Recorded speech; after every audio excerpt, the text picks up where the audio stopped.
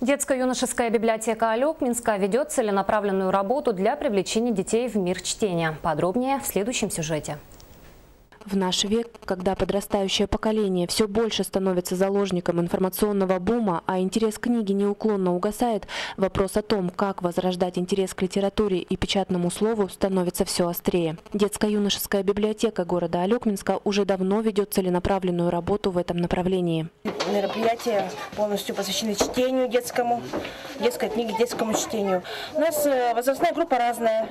Это дети от 5 класса и старше. До 9. Вот. Любовь к чтению, как известно, необходимо прививать с малых лет. А как заинтересовать тех ребят, чье внимание все больше привлекают телевизоры и планшеты? Организация досуга для детей, направленная на воспитание и поддержание интереса к литературе, несомненно важна и как никогда актуальна в наше время.